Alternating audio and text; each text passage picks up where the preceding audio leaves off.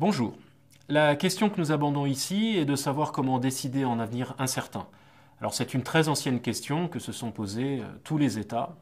Et pour y répondre, nous allons d'abord évoquer le modèle de prise de décision et discuter de ce qu'est l'incertitude. Puis nous évoquerons les limites des efforts actuels qui sont principalement centrés sur l'accumulation de données quantifiées. Et nous montrerons que ce qui importe, ce sont les hypothèses que l'on formule au sujet de l'environnement au sein duquel on est amené à prendre une décision. Dans ce qui suit, nous prenons le point de vue de l'État décideur stratégique. Alors le modèle classique du décideur est celui qu'on appelle acteur rationnel. L'acteur rationnel, c'est quelqu'un qui recueille toute l'information nécessaire à la prise de décision et sur cette base va prendre la meilleure décision possible. L'acteur rationnel est donc un calculateur et ce modèle suppose que l'information n'est pas difficile à obtenir, qu'elle n'est pas erronée et surtout qu'elle n'est pas longue à traiter. Il est assez évident que cette théorie est peu réaliste. Si vous imaginez par exemple que vous voulez acheter une maison, si vous suivez ce modèle, vous devriez étudier la totalité des maisons en vente dans le monde entier, les visiter, les comparer avec la totalité des critères possibles et au final déterminer donc la meilleure à l'issue de cette comparaison. Or bien sûr, personne ne fait jamais ça. On limite tout de suite le choix car étudier une maison prend du temps et à l'extrême, on ne finirait jamais d'étudier l'ensemble des maisons possibles. En situation d'incertitude, où l'information n'est pas disponible, le modèle est encore moins réaliste.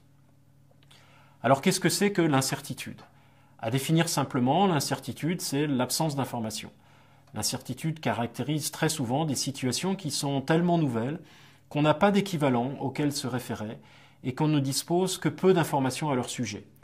Aujourd'hui, nos environnements sont devenus tellement complexes et turbulents que l'incertitude est très forte.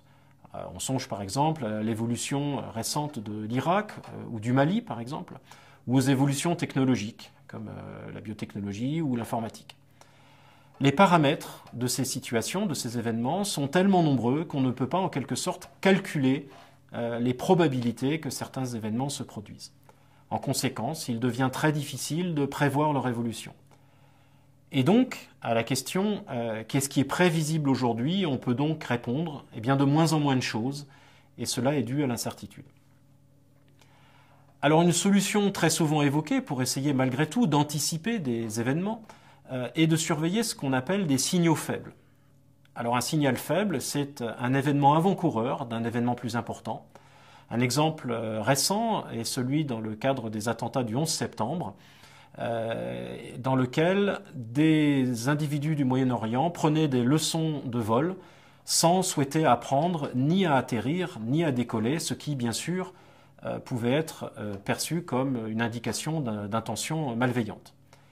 L'État va donc mettre en place des systèmes de veille pour repérer ces signaux faibles et les traiter systématiquement. On va mettre pour cela naturellement à contribution les moyens techniques dont on dispose aujourd'hui, comme les interceptions. La difficulté, c'est que en fait, cette solution ne fonctionne pas bien. Alors, il y a un exemple historique qui est celui de Pearl Harbor, qui a été étudié par une historienne qui s'appelle Roberta Wohlstetter. Et ce qu'a montré Wohlstetter, c'est que, au fond, les Américains disposaient d'énormément de données au sujet de la marine impériale japonaise, et que le problème n'était pas le manque de données, mais bien le fait que les Américains ne pensaient absolument pas possible l'attaque de Pearl Harbor. Pour eux, ça n'avait aucun sens et donc, quelles que soient les données dont ils disposaient, et elles étaient nombreuses, l'hypothèse de cette attaque était jugée comme complètement irréaliste et il n'y a donc pas eu d'action. On le voit plus que les données, ce qui importe, ce sont donc les hypothèses que nous formons pour donner un sens à l'environnement incertain.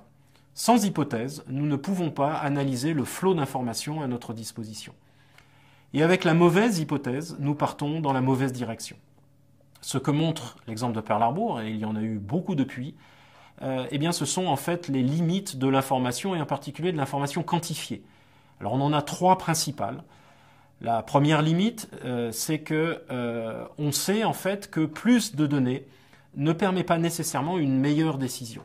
La recherche en psychologie a montré depuis longtemps qu'au contraire, avoir davantage de données tend à confirmer une opinion qu'on aurait initialement, et non pas à nous permettre de changer d'opinion. Deuxièmement, Ce qui est quantifiable n'est pas toujours pertinent. On a un exemple historique célèbre qui est celui des missiles soviétiques. L'estimation de la puissance soviétique dans les années 70 passait par en fait le comptage des missiles, l'hypothèse étant que plus il y avait de missiles, plus l'URSS était puissante. Alors qu'en fait, quand on connaît le mécanisme d'allocation budgétaire, les missiles passaient en premier et les budgets civils ensuite, et donc au contraire, plus l'URSS avait de missiles, en fait, moins elle était puissante, puisque moins l'économie civile disposait de ressources. Troisièmement, ce qui est pertinent n'est pas toujours quantifiable. Autre exemple dans le cas de l'Union soviétique, qui est celui du chou, qui est évidemment un aliment très important dans la cuisine russe. Une agente de la CIA est allée passer 15 jours en Russie pour essayer de comprendre quelle était réellement la vie normale d'un citoyen soviétique. Et elle a montré que le prix lui-même du chou ne suffisait pas à montrer la difficulté des conditions de vie, puisqu'elle a montré qu'il fallait souvent faire la queue 6 ou 7 heures pour pouvoir l'acheter. Et donc on avait tendance à surestimer le PIB soviétique. Alors on le voit, la solution à la décision en incertitude ne consiste pas à accumuler plus de données, en particulier plus de données quantitatives. C'est là une des limites à la mode actuelle du big data. Le big data donne certainement l'illusion d'être plus en contrôle d'un monde incertain, et le réveil est parfois brutal.